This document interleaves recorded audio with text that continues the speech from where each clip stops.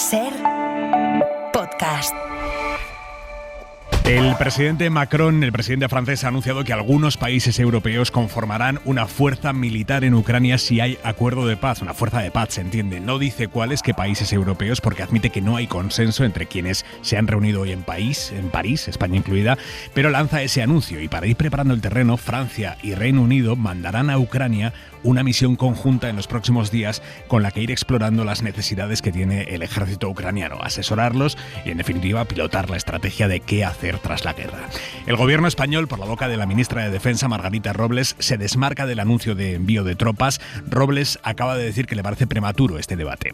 Vamos a esperar a ver cuándo realmente se alcance el acuerdo de paz. Estamos preocupados porque efectivamente Rusia está dando largas a ese acuerdo de paz y, por tanto, España ha sido siempre un país muy comprometido que está ayudando y seguir ayudando a Ucrania, pero en este momento entendemos que es muy prematuro hacer ningún tipo de planificación mientras no sepamos en qué términos se va a desarrollar ese acuerdo de paz. Y en este debate sobre si aumentar o no el gasto militar, hay malestar en la Moncloa por algo que ha dicho en las últimas horas el secretario general de la OTAN, Mark Rutte, que ha afirmado que España quiere llegar al 2% del PIB, acercarse este verano, 2% del PIB en gasto militar. Sánchez evita siempre poner fecha a ese compromiso, por eso ha sorprendido tanto las palabras del secretario general de la OTAN, que se vio con el presidente hace unos meses. Bueno, aclara el gobierno que lo que Sánchez le dijo a Rutte es que España intentará acercarse lo máximo posible a ese 2% en verano, pero no que lo vayan a cumplir este verano.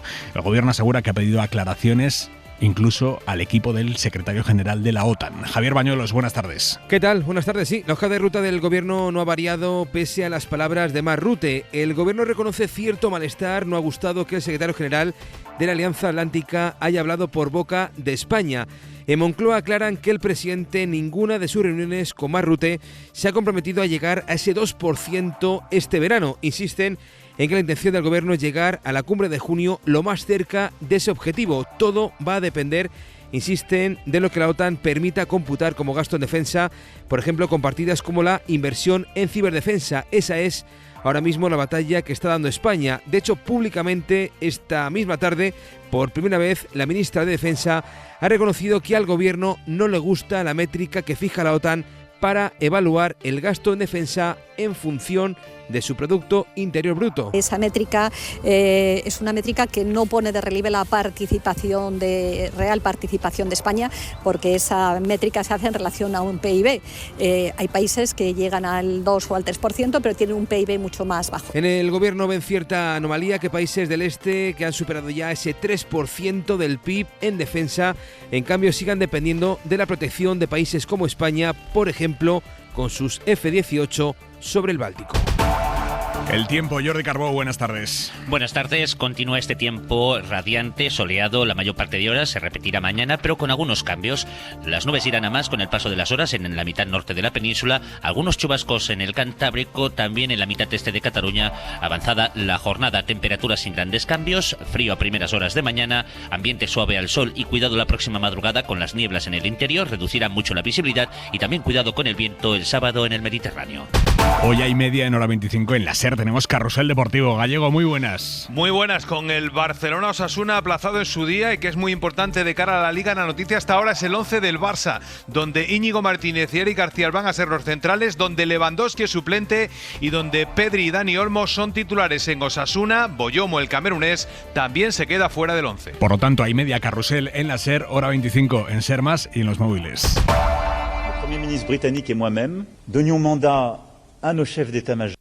Así ha anunciado Macron esa misión avanzadilla conjunta entre Francia y Reino Unido, que son los dos países europeos que tienen arsenal nuclear y que van a ir a Ucrania para ir asesorando al ejército del país y evaluando las necesidades de las tropas ucranianas. Macron ha confirmado además que si se alcanza un acuerdo de paz entre Rusia y Ucrania, algunos países europeos, todavía no se sabe cuáles, mandarán tropas a Ucrania como una fuerza de garantía para que los rusos no vuelvan a invadir el país. Isabel Villar. Sí, reconoce el presidente francés que no hay unanimidad en esto entre la treintena de países que se han reunido hoy en París, la llamada coalición de voluntarios. Macron habla de una fuerza de garantía que en ningún caso, dice, sustituiría al ejército ucraniano y que serviría, según el presidente francés, para mantener la paz, porque no estarían en la primera línea. En la reunión ha estado también Zelensky, que aboga por ese despliegue de tropas europeas con la participación de Estados Unidos para darle a su país garantías de seguridad. Macron, de hecho, ha ha hablado por teléfono con el presidente Trump antes de que empezara la cumbre y ha afirmado que volverá a hacerlo en unas horas. Los países reunidos en París hoy se han comprometido también a, por ahora, mantener las sanciones a Rusia. Es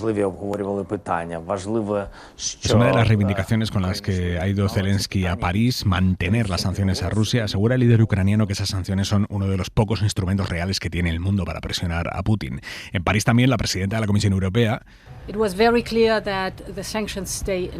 dicho que las sanciones van a seguir y que Europa quiere una paz justa y duradera, que ese es el objetivo.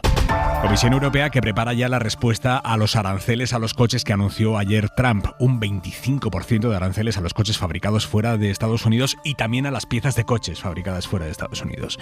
La reacción más contundente de momento está siendo la de la pasta, la de los mercados, porque las empresas fabricantes de coches están pagando y bien además este anuncio en bolsa. En España en concreto no exportamos coches a Estados Unidos, pero sí les exportamos piezas, componentes. Edu Hernández. El pánico se extiende en el sector del automóvil y el gobierno, aunque estima un impacto directo más limitado en España, no pierde la vista del indirecto. Lo explican los ministros Carlos Cuerpo y Jordi Hereu. España es líder mundial en producción de componentes para el sector del automóvil. Tanto que nosotros exportamos muchos componentes a países que sí que exportan más, como Francia, Alemania e Italia. Estados Unidos es el segundo socio comercial de Europa en automoción. Exportamos unas 750.000 unidades al año y el primero en valor económico. Esta relación hace que los principales fabricantes europeos hayan estado sangrando en bolsa en las últimas horas, con caídas de entre el 2 y el 3% para BMW, Mercedes o Porsche y de hasta el 5% para Stellantis. Mientras tanto, las patronales del sector como ACEA, Faconauto, Sernauto o Clepa alertan de los efectos colaterales de los aranceles: menos demanda,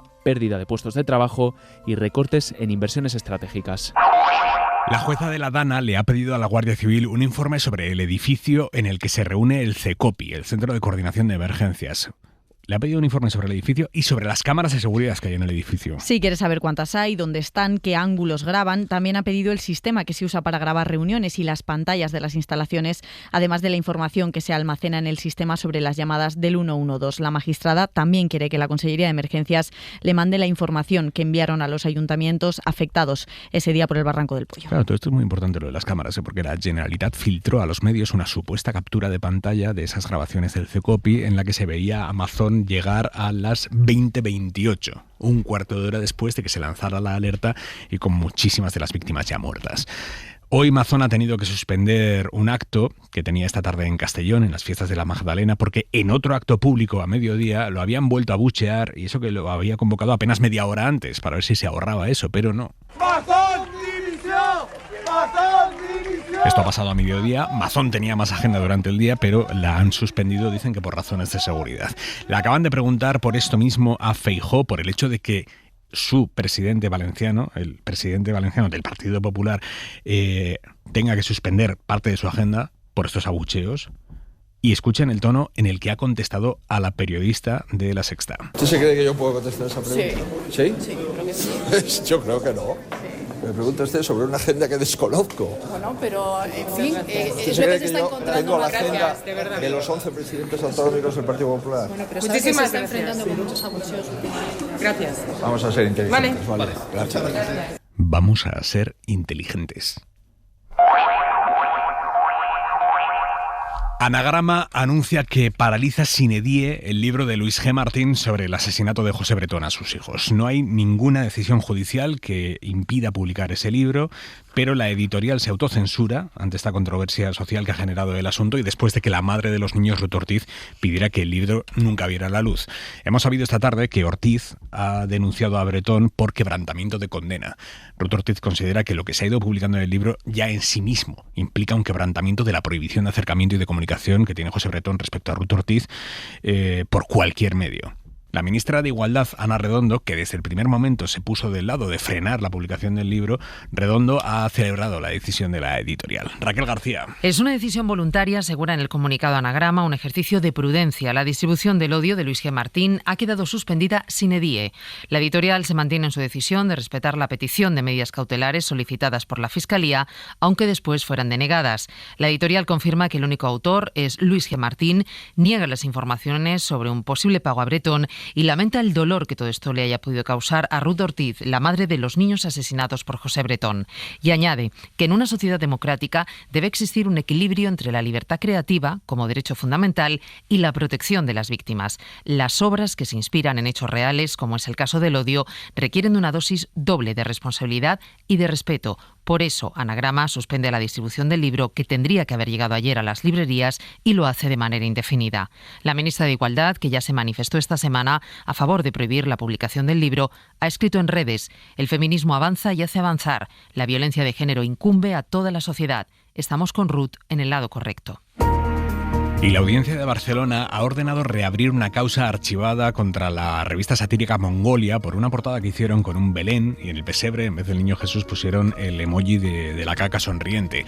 La justicia reactiva esta denuncia de los ultras de Hazte Oír e imputa a los 3 editores de la revista: Pere Rusiñol, Darío Danti y Fernando Luis Carballo. Dicen los magistrados que no se puede descartar, como hizo el juzgado de Mataró, que primero vio el caso y archivó la denuncia. Dicen que no se puede descartar que la portada persiguiera ofender los sentimientos religiosos de la confesión religiosa cristiana, máxime, y es literal, cuando se refiere a un acto esencial como es la llegada al mundo de la divinidad venerada. Esto dicen los jueces de la Audiencia de Barcelona, que han ordenado reabrir el caso. Los editores de Mongolia tendrán que declarar como imputados el próximo 25 de junio.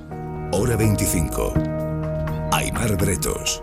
El PSOE de Castilla y León va a cesar de sus cargos en la ejecutiva del partido a los 4 parlamentarios del partido a los que un micrófono abierto en las Cortes les ha pillado rajando de su jefe, que es el nuevo líder de los socialistas en esa comunidad, Carlos Martínez. Esto lo hemos adelantado hoy en la SER. En esa conversación grabada con ese micro abierto sin que ellos se dieran cuenta, estos parlamentarios del PSOE de Castilla y León llaman lumbreras al nuevo líder del PSOE de Castilla y León, critican la estrategia del líder del PSOE de Castilla y León y dicen que no queda ni una neurona en la ejecutiva del partido que le diga nada. Radio Valladolid, Diego Villacorta. Todo sucedía durante un receso en el debate sobre el estado de la comunidad. La ex número 2 del partido, miembro de la mesa de las Cortes, Ana Sánchez, charlaba con otros 3 procuradores socialistas. En un momento de esa conversación se trata la propuesta del nuevo líder autonómico, de Carlos Martínez, sobre dejar gobernar a la lista más votada tras las elecciones. A lo que Ana Sánchez respondía: no lo saben si matan, espantan, dicen una cosa y la contraria. Yo lo de la lista más votada, de verdad no queda una sola neurona allí que diga ¿dónde vamos? Carlos Martínez reconoce que sí que puede haber críticas en el seno del partido, pero ante pilladas como estas debe haber consecuencias. Es un mayúsculo error, ¿no? Y que desde luego pues tiene que tener, ¿no?, una derivada, como cualquier equivocación, como cualquier error, de asunción de responsabilidades. No voy a ser yo quien marque ningún tipo de camino, eso se hará en el ámbito interno del partido y lógicamente tendrá unas responsabilidades y unas consecuencias, ¿no? Y se verá. La próxima fecha marcada en el calendario es el miércoles, reunión de la Ejecutiva Autonómica. La Fiscalía Anticorrupción pide una condena de más de 15 años de cárcel para el expresidente de la Federación Española de Fútbol, Ángel María Villar. Está acusado de maniobrar durante más de 10 años para que su hijo organizase amistosos de la selección con los que él ganaba dinero, pero la Federación lo perdía. Se estima que la entidad perdió con estos chanchullos más de 4 millones de euros. Es una información que ha adelantado hoy la cadena SER, la periodista de esta casa, Isabel Vega. Buenas tardes, Aimar. Sí, estos son los frutos del caso Soule, que acabó con la carrera de Ángel María Villar como presidente de la Federación y que le tuvo unas semanas en prisión provisional en 2017. La investigación está lista para llegar a juicio y es por delitos de administración desleal, corrupción en los negocios, apropiación indebida y falsedad documental, es decir, un agujero en la Federación de 4,5 millones de euros. Ángel María Villar se le acusa de dar a su hijo la organización de partidos amistosos de la selección española, porque mientras ese hijo, Gorka Villar, se embolsaba más de 360.000 euros con el negocio, la Federación estaba perdiendo 3.800.000. Van al banquillo tanto Villar, que afronta 15 años y medio de cárcel, como su hijo, para el que Anticorrupción pide 7, pero también Juan Antonio Padrón, que fue mano derecha de Villar en la Federación. La Fiscalía le pide 6 años y medio de cárcel, como a otros 3 directivos, por pagos a terceros por servicios que nos estaban prestando. Hora 25. Con Aimar Bretos. El gobierno va a destinar más de 30 millones de euros al proyecto de resignificación del Valle de Cuelgamoros. Eso sí, los benedictinos se quedan ahí dentro. En unos días se va a publicar las bases del concurso internacional de ideas para poner en marcha un centro de interpretación y para convertir la basílica en un museo. Y el gobierno pretende que los mejores equipos acudan a ese concurso para convertir Cuelgamoros en un referente internacional al estilo del Museo del Holocausto de Berlín. Las obras comenzarían a partir de mayo del 26. Laura Gutiérrez. Paz. Serán 26 millones para las obras, 4 millones en honorarios para el equipo que gane el concurso, que además tendrá alicientes para llamar a la participación de los mejores. Habrá una segunda vuelta con los 10 proyectos más votados por los 9 miembros que conformarán el jurado, y cada uno de estos equipos recibirá 60.500 euros de premio solo por estar ahí. Los pliegos, las bases van a estar en cuestión de días en el portal de la contratación, y en septiembre ya se debería conocer el proyecto ganador, un proyecto que el Gobierno pretende que sea a lo grande, de referencia internacional, y que tendrá 3 ejes: la resignificación global, la construcción de un centro de interpretación en la explanada de acceso a la Basílica, que podría ser subterráneo, y una musealización de todo el interior del templo, salvo el altar. Queda fuera del proyecto también la hospedería, la escolanía y las instalaciones de los monjes benedictinos al otro lado de la cruz. Esto, según fuentes del Gobierno, se irá viendo poco a poco a medida que avance el proyecto. Y hablando de curas, el caso del falso sacerdote de Vizcaya. Hay un hombre que se dedica a oficiar funerales en varios tanatorios desde hace al menos 5 años, y esto sería lo normal si ese señor fuera cura, pero es que no es cura. Según la diócesis de Bilbao, no es sacerdote, no tienen constancia de que... Radio Bilbao, Gonzalo Loza. Los responsos y exequias se han dado en tanatorios de varios municipios vizcaínos, todos realizados por este autoconsiderado como sacerdote franciscano, que no está reconocido ni entre la diócesis de Bilbao ni entre la orden franciscana. Incluso en estos actos viste con la estola colgada sobre sus hombros un ornamento reservado únicamente a sacerdotes. Radio Bilbao ha contactado con el aludido e insiste en su condición. Esta situación ya fue advertida por la diócesis a los tanatorios, pero se ha venido repitiendo. Andrés Cantero pertenece a una comunidad cristiana y es miembro de Acción Católica. Se está ofendiendo a la persona, como ciudadana o como quieras decirlo, y luego a la persona como creyente. Al final es la propia dignidad de la persona humana en todas sus dimensiones la que se ve afectada. Un responsable religioso, como un cura o un diácono, cobra por cada despedida en tanatorios 100 euros, aunque con algunos profesionales fuera de la diócesis bilbaína esa cantidad ha podido ser inferior. Una cosa más, una cosa que nos hace inmensamente felices hoy en la cadena SER. El subdirector de este programa, subdirector de Hora 25, Víctor Olazábal, ha recogido hoy el premio de periodismo que otorga el Instituto de la Juventud. Le han premiado por un reportaje excepcional en el que reconstruye el caso y la ejecución de Salvador Puig al final del franquismo. El reportaje lo pueden escuchar en todas las plataformas de podcast. Se titula El preso de la celda 443, y así ha recogido Víctor Olazábal el premio. En días como hoy, con la velocidad a la que va todo, con todo el ruido que nos rodea, con la cantidad de distracciones, de mentiras y de dificultades que hay para mantener la atención, es más necesario que nunca pararse a escuchar, a recordar y a conocer episodios de nuestra historia reciente que para los más jóvenes quizás suenan lejanos, pero no lo son tantos. Considero indispensable que las nuevas generaciones entiendan lo grave que fue la dictadura y los peligros que supone el auge de ideas extremistas, autoritarias y excluyentes hoy en día. La mirada de Xavi Vidal Folk. El alto el fuego parcial en Ucrania ya funciona. Al menos funciona bastante, y eso es una buena noticia porque siempre es bueno que las armas callen y den paso a las palabras. En el peor de los casos habrá menos muertos en las próximas semanas, pero eso es casi lo único cierto, porque como todo lo que cocina Donald Trump, si es malo resulta pésimo y si es bueno acaba siendo viscoso, ambiguo, probablemente efímero. Y este es el caso del alto el fuego. No se sabe si es indefinido. Ucrania dice que por su parte sí, pero Rusia asegura que por su parte solo durará 30 días. No se sabe exactamente a lo que afecta, en principio a las instalaciones energéticas, pero se discute sobre otras similares o adyacentes, y sobre la circulación naviera en el Mar Negro. No se sabe quién pondrá orden en caso de que alguien se desmande, si es que alguien lo pone. Mientras eso sucede en el campo del enfrentamiento, Europa sigue adelante con sus planes de apoyo a Ucrania. Niega al Kremlin el fin de las sanciones, porque empezaron hace 11 años con la anexión de Crimea y siguieron hace 3 con la anexión de otras regiones ucranianas. Y los rusos no se han corregido en todo este tiempo. Y hasta que eso no se revierta, ahí seguirá Putin castigado.